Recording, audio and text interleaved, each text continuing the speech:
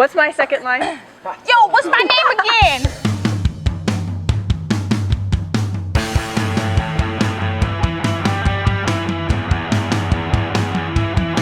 Hey Beer Nation, Priscilla and Devin here, and we are in Conroe, Texas at Southern Star Brewing. And it doesn't get any more Texan than that with a name like that. No, it doesn't. They have a lot to show us, so let's go check it out. Let's go.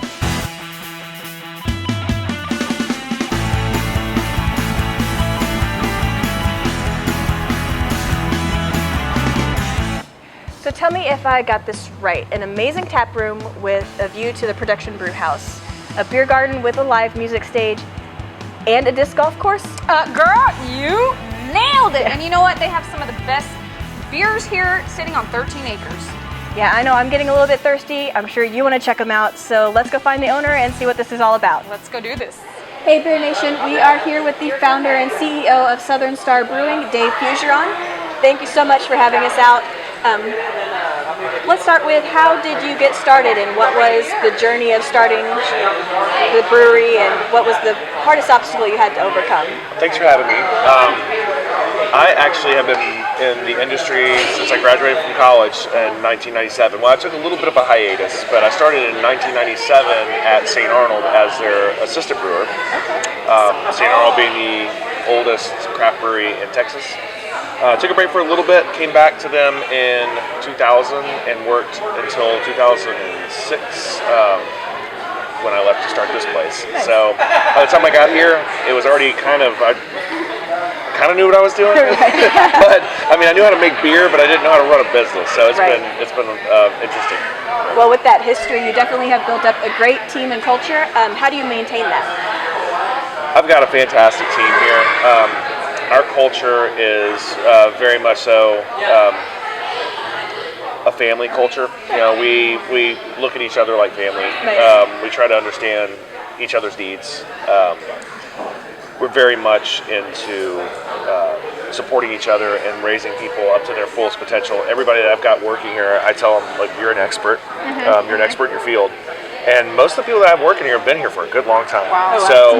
So you know, we don't have a lot of turnover. We do sometimes in our sales staff, because their sales, but operations, I mean, I just try to instill that, like, you're an expert in your field. You have been doing this longer than most people have, and that just kind of foster an atmosphere of learning and challenge and make yourself better. That's fantastic. Now, you've built up the company to where you distribute across the United States. Do you happen to notice any difference in trends in different markets? Yeah, we've actually been shrinking our portfolio back. The national trend right now is hyper-local. Okay. So we have shrunk our distribution footprint back to 4 states? Wow. 5 states, sorry. But we used to be all across the southeast and a little bit west. We're still a little bit west. We're in New Mexico, Texas, Louisiana, Alabama, and Pennsylvania. Kind of random. Yeah, kind of random. It's hard to maintain, now that there's so many breweries in America, it's hard to maintain a solid presence without a sales rep in that particular area. And sometimes we went with smaller distributors initially, so the boutique distributors, and it doesn't, sometimes our sales, they're not big enough to justify having a sales rep there. We've got to sell quite a bit of beer to justify paying somebody a salary to be there to push. Yeah. So, do you guys plan to maybe expand in the future? Not right now. Okay. I think we're going to be shrinking back. Well, I don't think we're shrinking anywhere. I think we're good where we're at. It just really depends on how Alabama's, strangely enough, that's our second kind of biggest state. Okay. And it's strange because we've got a nice, solid relationship with the Birmingham area. Yeah. I would like to make it up to Huntsville. I just got back from Huntsville, a trip to Huntsville. I was looking at a silo, but Huntsville is super cool. Yeah. I'd like to expand up there. And they do some things down to the south too. So I would like to expand in Alabama. It's going to be hard without having a sales rep there. Gotcha. Yeah. Do you try to keep like a similar, I guess, look and feel to the areas or places that you have or expanded to? You try to keep them all look the same? Well, I mean, it's pretty much just distribution that we're doing it in. Okay. But Gotcha. So I mean, this is our only actual business, enterprise so this is here. Where all the magic this is where it all happens. Gotcha. Yeah. So we just ship out. I would like to have it does change. Your marketing perspective does change with different areas depending on what you're trying to go for. And usually, especially with out of state, we focus on one or two brands. Okay. We don't bring the whole portfolio in. There's just so many brands to do, and it's hard to stretch it out and allocate everything. A lot of times we just make one tank of something now, or two tanks of something. So it's really hard to share that with logistically all across the So I guess if you keep it here, your focus is like, the priority, and it makes it easier for you to know where everything's going, and I guess you can keep everything organized that way. Well, Houston's our number one market for sure. I mean, that's like, and we're in Conroe, but this is, if the freeway's 10 lanes wide, you're in Houston. Awesome. No, you got that right. So Houston's our number one market. We want to take care of our local market and do that. And then, if we've got something a little bit more, we got a little bit extra of something, we'll ship it to Austin or Dallas, and we kind of share that way. And we also do a lot of business down in the Valley in Texas too. So the Valley's we've been in the Valley for a long time. We're a staple down there. We've got great relationships with the breweries down there, the distributors down there. So I do always allocate some to the Valley and allocate some to El Paso. I'm a native Texan. I love doing business in Texas, so Texas is always first. Yeah, that's right. We love Texas too. Now, Bombshell Blonde is one of the most popular beers that you make.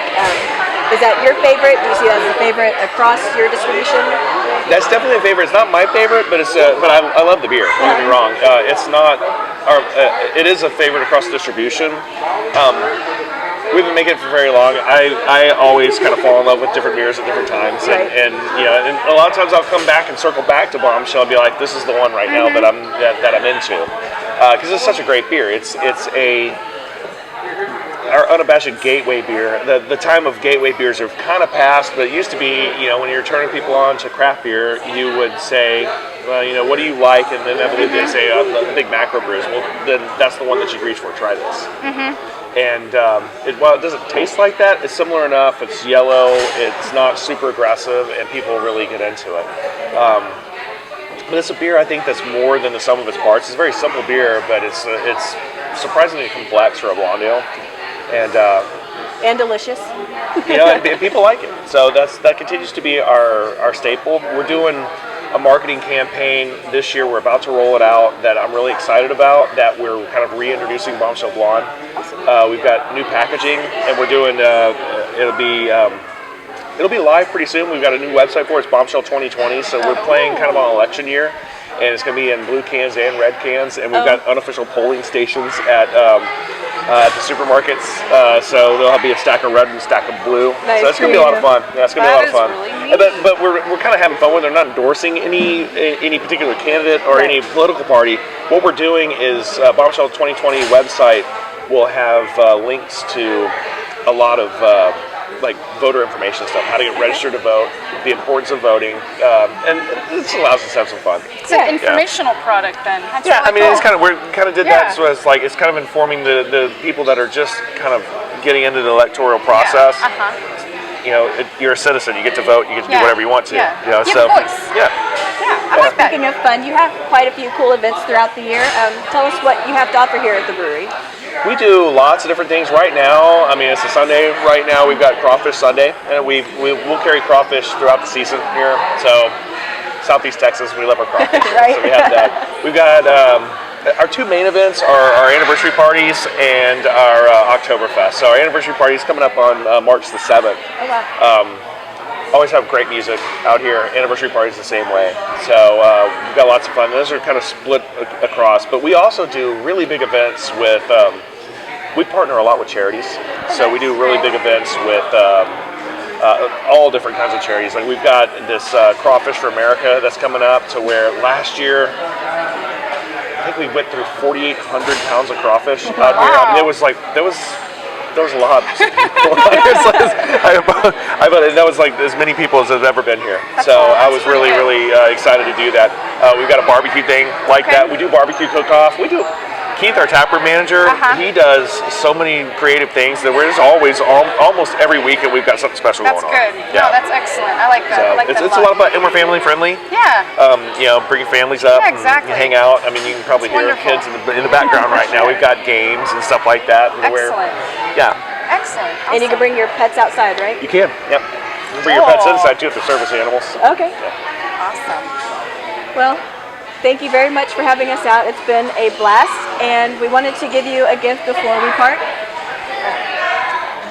This is a glass from our sponsor, Bin Shot, which is a father and son team out of Wisconsin. They support veteran and first responders, and they make all sorts of glasses that are bulletproof glass, but also cool. have a bullet molded into them. Oh, wow, that's really cool. They're all handcrafted individually. Wow. And they actually were kind enough to put our logo on the glass, so this is for you. Thank you. You're welcome. That's excellent. That's cool. And then one other thing is our signed picture that you can hang up. It's just a thank you for having us out and say that you were on our channel. Well, we will hang that up today here in the tap room, so thank you. It's been a lot of fun. Thanks, guys. Absolutely, yes. It was great talking. So, you come here often? Oh, just a little bit. Almost every day. Okay, so tell me about these fermenting tanks here, because they're pretty cool and they got a lot of names on them. So what's the story here? Tell me. So one of the more fun things about owning a brewery is you get to name your own tanks. There you go. So instead of calling them Fermentation Vessel number 16, we call it just a whimsical name. Some of them are whimsical, some of them are serious. Okay. It depends on the mood. Gotcha. Depends on how much we've had to drink. Understood. And hyphen pools, that's something that only me and one other person understand. But like some of these tanks back here, these are our Texas-made tanks, so they're Texas names. So San Jacinto, the Alamo, Come and Take It. Come and take it. Some of them are tune tanks, which are bad. You don't want to be on a tune tank. That means you're not with us anymore. Uh-oh. My friend Jimbo. Rest in peace, Jimbo. Rest in peace, Jimbo. Yes. Yeah, well, we've got. There's a lot of tune tanks in here. Oh, okay. There's also Interesting. tanks that pay tribute to fallen rock stars. So we have Lemmy. I saw that We one. also have Frank Zappa over there and David Bowie tribute tank as well. Amazing. That's cool. So is there ever going to be a tank called Beer Dolls? Oh. Could be. Ooh, dun, we gotta dun, buy dun. more. We gotta buy more tanks. I haven't bought a tank in a while, but yeah, maybe so. That'd be good. All right, everyone. We are here at probably my favorite segment, the beer tasting. Dave is going to tell us a little bit about each beer, and we're going to taste test this and have some fun. You know what I'm saying? All right. So let's get started with the blonde. Oh yeah. The first beer we just talked about, the Bombshell Blonde, that's our flagship beer. So this beer is nice and clean. It's obviously a blonde ale, nice and clean. The notes you're looking for in there, there's kind of a biscuitiness to it. And then at the end, there's a hop that we use called Sterling hops. That's what gives it almost a slight citrus, but not overpowering it at all. No, this is great. It's a really nice, clean beer. This beer is, it's our crossover beer, so it's every man's beer for sure. I think this one would be good with some crawfish. That one's very good with some crawfish. Oh yeah. Very good and light. Yeah, it's a nice little beer. The next one that we're going to be tasting is our Strawberry Blonde. Contrary to its name, it's not the same. It's not Bombshell Blonde with strawberries in it, but Strawberry Blonde, you just can't. When you got Bombshell Blonde, you got to have a Strawberry Blonde. Yes. What we found is the Bombshell Blonde didn't mesh very well. The flavors didn't mesh very well with the strawberries in it. So we designed a beer that's also light. It's a little bit lower in alcohol than the Bombshell Blonde. It doesn't have those finishing hops, but it's got a really nice strawberry flavor to it. But it's balanced. It still tastes like beer and strawberries, so it's not overly sweet. It's really nice and dry, easy to drink. This is just now out on the market right now, just this last week, and we're really happy about it. Kind of reminds me of a champagne for some reason. Kind of. It's almost like a rosé champagne. There you go. Yeah. That's really good. Yeah. Very good. Now, is that one that you can, or is it only sold here? No, we do can this as well. This is the second year that we've made it. It was very successful last year. It's going to be even bigger for us this year. So I generally haven't been the biggest fan of putting fruit into beers because I don't like how they overpower sometimes, but this one I'm really, really happy with. Yeah, no, that doesn't overpower at all. I like it. The next one we're going to drink is a bit of a surprise. This is a juicy IPA. It's called Subatomico. We just got done reformulating this beer, and we've been using a different yeast. This is a Norwegian landrace yeast that has been in existence for probably 1,000 years in Norwegian brewing. It ferments very hot, which is unusual. We ferment this at like 93 degrees Fahrenheit, which is very unusual for a beer. But it produces a very clean beer with a lot of fruit flavors. So you're looking at orange, almost a hint of tartness, but it's not sour. A lot of orange flavors, a little bit of pineapple, and they put a lot of hops in there that have more tropical fruit to really accentuate the tropical fruit in there. This one's good with crawfish too. So they're all pretty good with crawfish. I must be hungry or something. This one's great. Love it. So good thing we're here on a Sunday. That's right. So this last beer that we have is Buried Hatchet Stout. This is probably this is the beer I'm most proud of making. The recipe for it's a big beer. It's about 9.5% alcohol. It doesn't taste like it's 9.5% alcohol, which is dangerous. Right. This beer is straight up lots of coffee notes. There's no coffee or chocolate in there, but what you're going to taste is coffee and chocolate. It has a lot of oatmeal in it. Wow. It's got some wheat in it. It's got a lot of roasted malt and brown malt. So this is a very complex beer. But it's really, really pleasant. It's a really nice beer. Breakfast is served. Yeah, absolutely. Oh, wow. You definitely get the coffee. Yeah, and there's no coffee in there. Breakfast. I mean, oatmeal, coffee, chocolate. Wow. We've been serving this for 12 years now, and it continues to be just a consistent, strong seller. You said 9%? 9.5. I feel it already. What's crazy is this beer. This is the first year-round stout to be brewed and sold in Texas. And at 9.5%, you wouldn't think that people buy it in the summer. They do. So it's a good beer. This one's really good. Yeah, I like it. I like it a lot. They're all fantastic. Man, that's great. So how did you guys come up with the names for each of these? I mean, that's something I'm always interested in learning. One of our investors came up with Bombshell Blonde. This was way back in the day. Now it turns out there's like 20 Bombshell Blondes or Blonde Bombshells now in the beer market. And it's okay. It's a descriptor, but ours has that. We were kind of the first one to put it out with that unique imagery on the can. Oh, yeah. And it's Bombshell Blonde. The Strawberry Blonde is kind of a no-brainer. If you got a Bombshell Blonde, you got to have Strawberry Blonde. Okay, gotcha. Subatomico came out. That was kind of a whimsical name.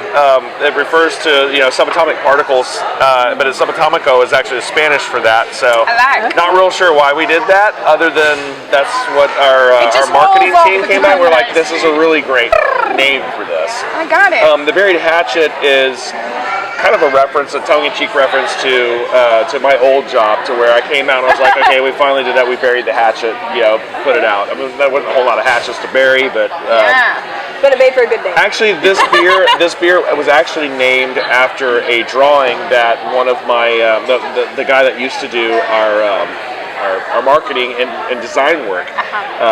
He's since passed on, but he sent me this drawing. It's on the can. It's of a hatchet buried in the ground. It's got a little tree sprouting out of the top of it. And he sent me that. It was just an ink sketch that he did. And I said, I've got to use that on a beer label. Cool. So and it just fit. Everything worked. I love that. Yeah, Thanks for sharing that. Yeah. That's amazing. All of the beers are so amazing here. You guys got to come check this out. You pretty much have any flavor for anyone. So come on, bring the family, have some crawfish, whatever time of the year it is. 12 different beers on tap right now. Come get some. Come on. All right, so Devin, we tried all of these. You got to tell me which one's your favorite. They are all absolutely delicious, but if I have to choose one, right now I'm going to go with the Strawberry Blonde. Oh, okay. Get a little cray-cray up in here. Well, you know what I like? I'm night and day, I guess, just because that's the way my brain works sometimes. So I like this one and I like this one. For the crawfish and for breakfast. That's what I like.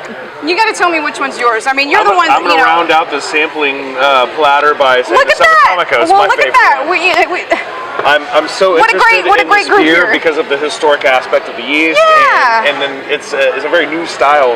New England IPA is a new style too, so it's fun for me to take an old aspect and put it to a new aspect and see what happens. There you go. Excellent. Thank you so much.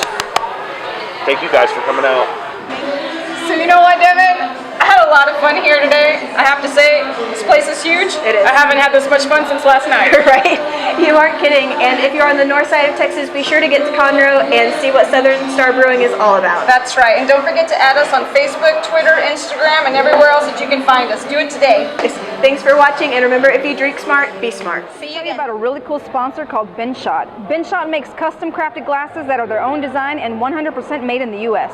They love working and hiring veterans and former law enforcement. So go check out binshot.com on the web and social media. Tell them the Beer Doll sent them your way.